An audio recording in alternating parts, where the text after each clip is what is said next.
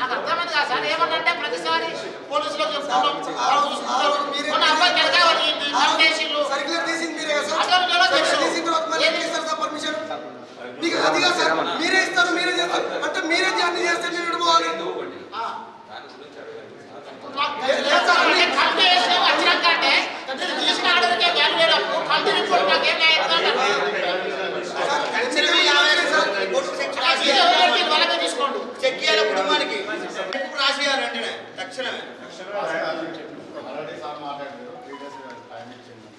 Sir మీరు committee చేస్తారు కదా, ఏ కమిటీ మాకు నివేదిక ఏ కమిటీ ఇచ్చింది చెప్పండి మాకు. ఇప్పుడు దాకా ఒక్కటి చెప్పండి ఈ లోన్ల గురించి కానీ మీరు చేసిన నివేదిక మాకు చెప్పండి. ఏ ఒక్కడని ఇచ్చిరా? మొన్న కొట్లాట జరిగింది, ఏం చేశారు? దానికి ఇచ్చిరా సర్క్యులర్ మాకు ఇవ్వండి సార్. ఎంతమంది పిల్లలు ప్రతిసారి ప్రతి ఇయర్ జరుగుతూనే ఉంది. ప్రతిసారి రిపోర్ట్ ఇస్తారు సార్. ఎప్పుడు మా ప్రాణాలు పోయినాం కదా. ఫస్ట్ రోడ్డు మీద గొడవ జరిగింది. అయ్యో రోడే కదా అని వదిలేసినాం. రోడ్డు మీద వదిలేసినాం. ఈరోజు ప్రాణం పోయినాక కూడా మీరు ఇంకా కంప్లైంట్ పేరు చెప్పి పోలీసుల పేరు చెప్పి ఎన్ని రోజులు తప్పించుకోవడం. నిజంగా మేము అడుగుతున్నాం సార్. మీరు ఇదే యూనివర్సిటీలో చదువుకొని ఇక్కడనే విద్యను అభ్యసించి ఇక్కడనే మీరు ఎంప్లాయీలు ఉంటారు కదా, మీరు ఎందుకు అట్లా చేస్తారు? మీకు తెలియదా? ఇలా దొంగలెవరో మీకు తెలియదా? ఎవరు వచ్చినా కానీ మీకు తెలియదా? ఈ అమ్మాయికి జరిగినటువంటి సంఘటన అనేటువంటిది చాలా బాధాకరం. విషయం ఏంటి అంటే, ఒక హాస్టల్లో వీళ్ళు బయోటెక్నాలజీ ఇంటిగ్రేటెడ్ బయోకెమిస్ట్రీ అమ్మాయిలు మొత్తం ముగ్గురు ప్లస్ ఈ అమ్మాయి 7 ఒక రూమ్లో ఉండడం అనేటువంటి జరుగుతూ ఉంది. జరిగే క్రమంలో వాళ్ళ మధ్యన కొంత వివాదం వచ్చి ఒక అమ్మాయిది ల్యాప్టాప్ పోయింది అన్న ఉద్దేశంతో ఆ ల్యాప్టాప్కి సంబంధించినటువంటి గొడవ స్టార్ట్ అయ్యి యూనివర్సిటీ అథారిటీస్కి తెలియకుండానే వాళ్ళు డైరెక్ట్గా పోలీస్ స్టేషన్ వెళ్ళి కంప్లైంట్ చేయడం జరిగింది. సెకండ్ రోజు పోలీస్ స్టేషన్ కంప్లైంట్ చేసి నా అమ్మాయికి సంబంధించిన ల్యాప్టాప్ ఎవరో దొంగిలించారు అన్న ఉద్దేశంతో వాళ్ళు కంప్లైంట్ చేయడం జరిగింది. చివరి కంప్లైంట్ వాళ్ళు తీసుకున్న తర్వాత వాళ్ళకు కొంత కౌన్సిలింగ్ ఇచ్చి మీరు ఇట్లా కంప్లైంట్ చేసుకోవడం సరైనది కాదని పోలీసు వాళ్ళు కూడా వాళ్ళను కౌన్సిలింగ్ చేసి పంపించడం.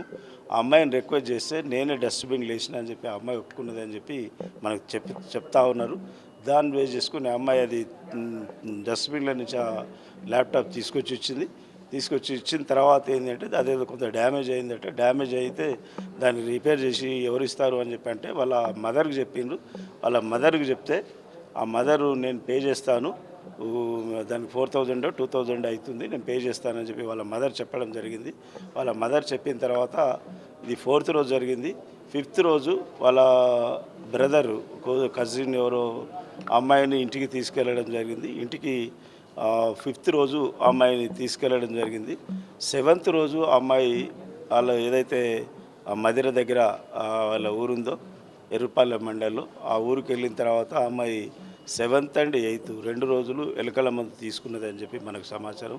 దాని నుంచి ఎక్కడ మదిరలో అమ్మాయిని చూపించారు, ట్రీట్మెంట్ చేస్తే లేదు మీరు బెటర్ ఫెసిలిటీస్ కోసం ఖమ్మం తీసుకుని వెళ్ళండి అని చెప్పి వాళ్ళు నిమ్స్కి తీసుకెళ్ళడం జరిగింది. నిమ్స్కి వెళ్ళిన తర్వాత నిన్న ఈవినింగ్ అమ్మాయి చనిపోవడం అనేటువంటి జరిగింది.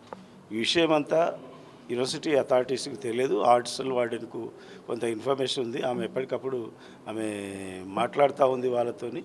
అయినప్పటికీ కూడా నేను నిన్న ఈవినింగ్ వాళ్ళకి సంబంధించినటువంటి బంధువులు సతీష్ అనే వ్యక్తి నాతో నిన్న దాదాపు ఒక 45 minutes మాట్లాడాడు. వాళ్ళ అమ్మ కూడా మాట్లాడింది.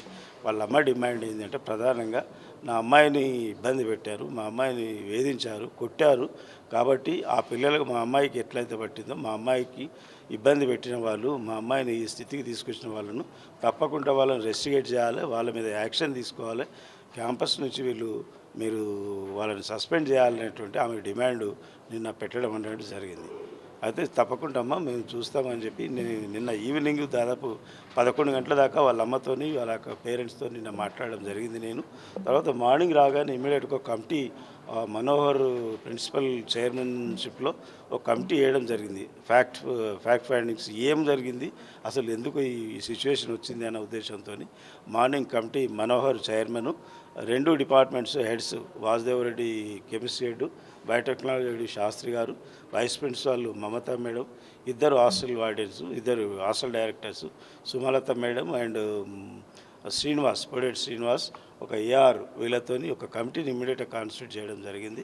3 డేస్లో కమిటీ రిపోర్టు మీరు ఇమ్మీడియట్గా ఇవ్వండి, అసలు ఏం జరిగింది, దీనికి అన్ని కారణాలు ఎవరు, ఏ అమ్మాయిలు ఆ అమ్మాయిని కొట్టారు, ఏమైంది అనేది ఫ్యాక్ట్స్ మొత్తం చెప్పండి అని చెప్పాము. చెప్తే వాళ్ళు ఇమ్మీడియట్గా యాక్షన్ తీసుకోవడానికి అవకాశం ఉంటుంది అని చెప్పడం జరిగింది. పోలీసు వాళ్ళు ఆల్రెడీ మధిరలో కేసు బుక్ చేసిండ్రని చెప్పి తెలిసింది. తర్వాత ఇక్కడ మన పోలీసు వాళ్ళు రాత్రి కూడా వాళ్ళకు వెళ్ళి వాళ్ళు కొంత ఇన్వెస్టిగేట్ చేయడం అనేటువంటిది జరిగింది. దీనికంటే ముందు పోలీసులు 4th రోజు, 2nd రోజు కౌన్సిలింగ్ ఇచ్చారు, 4th రోజు కౌన్సిలింగ్ ఇచ్చి ఆ కేసు విత్డ్రా చేసుకోవడం అనేటువంటి జరిగింది. ఇప్పుడు జరిగిన సంఘటన ఏంటంటే ఇక దాదాపు ఒక 1 అవర్ ముందు వాళ్ళ పేరెంట్స్కి సంబంధించి వాళ్ళ తాత ఒకతను, వాళ్ళ ఫాదర్, వాళ్ళ ఫ్రెండ్ అట్ట, ప్లస్ ఇంకా వాళ్ళ రిలేటివ్ ఇంకొక అతను, ముగ్గురు కూడా మన దగ్గరికి రావడం జరిగింది. వాళ్ళు కూడా వచ్చి డిమాండ్ చేసింది ఏంటంటే ప్రధానంగా ఆ అమ్మాయిలకు ఎట్టి పరిస్థితిలో అమ్మాయిలను సస్పెండ్ చేయాలి క్యాంపస్ నుంచి అన్నది వాళ్ళు క్లియర్గా చెప్పడం జరిగింది. వాళ్ళ కుటుంబాలకు న్యాయం చేయాలని చెప్పి వాళ్ళు కొంత డిమాండ్ చేయడం అనేటువంటిది జరిగింది. దానికి సంబంధించి మేము ఏదున్నా యూనివర్సిటీ తరపు నుండి తప్పకుండా మీకు న్యాయం చేస్తామని చెప్పి చెప్పడం జరిగింది. వీసీ గారు నేను నా ముందు సమక్షంలో జరగడం జరిగింది. సార్ వాళ్ళ మీద యాక్షన్ తీసుకుంటామండి. ఇమీడియట్గా వాళ్ళను హాస్టల్ నుంచి యూనివర్సిటీ నుంచి వాళ్ళని సస్పెండ్ చేయడం అనేటువంటి జరుగుతుంది. అవసరం కూడా క్రిమినల్ కేసులు కూడా పెడతాం. రెండో ప్రధానమండి అండి మాకైతే మీరు చెప్తా ఉన్నారు ఇప్పుడు ఆ అమ్మాయికి ఒరిజినల్గా వేరే హాస్టల్ అలర్ట్ అయింది ఫస్ట్ ఇయర్లతోని, కానీ ఈ 2nd ఇయర్ వాళ్ళ అమ్మాయితోని వీళ్ళు ఈ అమ్మాయి రిక్వెస్ట్ మీద ఈ 2nd ఇయర్ వాళ్ళ అమ్మాయిలతోని ఈ అమ్మాయి ఉంటుందట. ఆ అమ్మాయికి యాక్చువల్గా వేరే హాస్టల్ అలాట్మెంట్ జరిగింది, కానీ వీళ్ళతో కొంత క్లోజ్గా ఉండడం వల్ల ఈ అమ్మాయి ఈ హాస్టల్లో ఉంటుందని చెప్పి చెప్తా ఉన్నారు వాళ్ళు. సార్ చివరిగా ఇప్పుడు విద్యార్థి 100% చేస్తే వీడి కమిటీ చేసిన ఉద్దేశం అది. కమిటీ చేసి దానికి సంబంధించింది వాళ్ళ హెడ్స్, తర్వాత అక్కడ ఉన్నటువంటి హాస్టల్ డైరెక్టర్లు, ప్రిన్సిపల్ గారు చైర్మన్ చేసి 3 డేస్లో మేము కమిటీ ఇవ్వమని చెప్పి చెప్పాము. మనం లెటర్ రాయలేదండి. ఇప్పుడు ఇమీడియట్గా కమిటీ రిపోర్ట్ రాగానే అఫీషియల్గా మనం కంప్లైంట్ చేస్తాం. తప్పకుండా చేస్తాం. దోషులు ఎవరున్నా కూడా ఎవరున్నా ఇంట్లో ఏంది వాట్సాప్ గ్రూప్ క్రియేట్ చేసిన వాళ్ళు కానీ, వాట్సాప్ గ్రూప్ చేసిన వాళ్ళు కానీ, లేదంటే ఇలా తప్పు చేసిన వాళ్ళు కానీ తప్పకుండా వాళ్ళ మీద యాక్షన్ తీసుకుంటాం. అది పోలీసుకు కూడా మేము ఇమీడియట్గా ఇన్ఫార్మ్ చేస్తాం. విద్యార్థులను మనం ఎలాంటి చర్యలు అంటే పోలీసు యాక్షన్ తీసుకునేది పోలీసు తీసుకుంటారు, యూనివర్సిటీ తీసుకునేది అంటే వాళ్ళ అడ్మిషన్ క్యాన్సిల్ చేయడం, కేసు పెట్టడం, ఈ 2 చేస్తాం. నేను ఛార్జ్ తీసుకున్న తర్వాత చిన్న కంప్లైంట్తో పిల్లలు వచ్చారు. యాక్చువల్లీ మన కంప్లైంట్ ఇవ్వకముందే వాళ్ళు 2 ల్యాప్టాప్స్ పోయినాయని వాళ్ళే పోలీస్ స్టేషన్కి వెళ్ళి ల్యాప్టాప్ పోయినాయని కంప్లైంట్ ఇవ్వడం జరిగింది. కంప్లైంట్ ఇచ్చాక 2 పోలీసు వాళ్ళు కానిస్టేబుల్ మనకు గర్ల్స్ హాస్టల్కి రావడము జరిగింది. వచ్చి నాకు కాల్ చేశారు. అక్కడ వెళ్ళి కనుక్కుంటే ఏమైందంటే అది 2 ల్యాప్టాప్స్ మిస్ అయినాయి. ఈ 2 ల్యాప్టాప్స్ ఇప్పుడు ఆ రూమ్మేట్సే ఇప్పుడు జరిగిన ఇన్సిడెంట్ ఆ అమ్మాయికి ఇచ్చి వాళ్ళు డిపార్ట్మెంట్కి వెళ్ళినట్టు వాళ్ళు చెప్పారు. అయితే ఆ అమ్మాయి చదువుకోవడానికి స్టెప్స్ మీద కూర్చొని చదువుతుంటే ఎవరో వచ్చి ల్యాప్టాప్స్ తీసుకున్నారు అని వాళ్ళు నాకు కంప్లైంట్ రైజ్ చేయడం జరిగింది. పోలీస్ వాళ్ళు వచ్చి మేము ట్రేస్ చేస్తాం మేడం, మీరు వరీ కాకండి అని చెప్పి వెళ్ళిపోయారు. వెరీ నెక్స్ట్ డే మళ్ళీ ఏమైందంటే ల్యాప్టాప్స్ దొరికినాయి. ఎవరైతే అమ్మాయి వచ్చి కంప్లైంట్ చేసిందో ఆ అమ్మాయి వచ్చి నాకు చెప్పడం ఏంటంటే ల్యాప్టాప్స్ దొరికినాయి.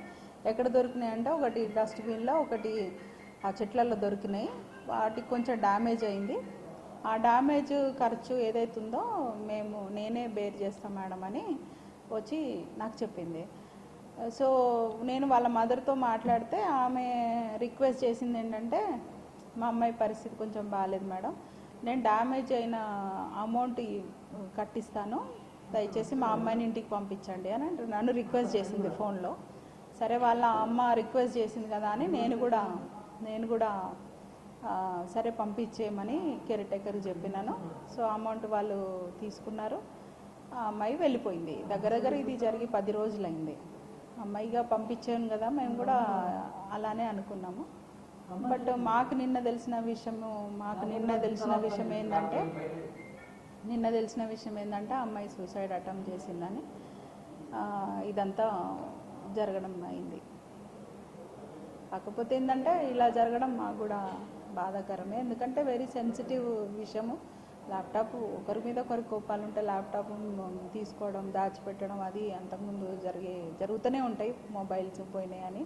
కానీ ఈ చిన్నదానికి సీసీ కెమెరాలు ఉండే సార్. కాకపోతే ఏమైందంటే పిల్లలు మనకు యూనివర్సిటీలో పరిధిలో ఉన్న ఆల్ కోర్సెస్లో ఉన్న అమ్మాయిలందరూ ఒకటే హాస్టల్లో ఉండడం, డిఫరెంట్ బ్లాక్స్లో ఉంటాయి. వీళ్ళందరికీ కామన్ మెస్ ఒకటే ఉంటుంది.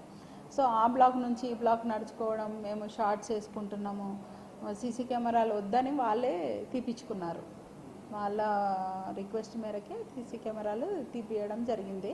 మేము కూడా ఆ రోజు అన్నాము సీసీ కెమెరా ఉంటే మనకు కొంత తెలుసు కదా అని. అంటే ఆ రోజుగా వచ్చిన కానిస్టేబుల్స్ ఏమన్నారంటే మేము ట్రేస్ చేస్తాం మేడం, వీళ్ళు ఫోన్ కాల్స్తోటో మెసేజ్లతోటో ల్యాప్టాప్ గురించి మాట్లాడుతుంటారు, మనకు ట్రేస్ అయిపోతారు అని వాళ్ళు చెప్పి వెళ్ళారు.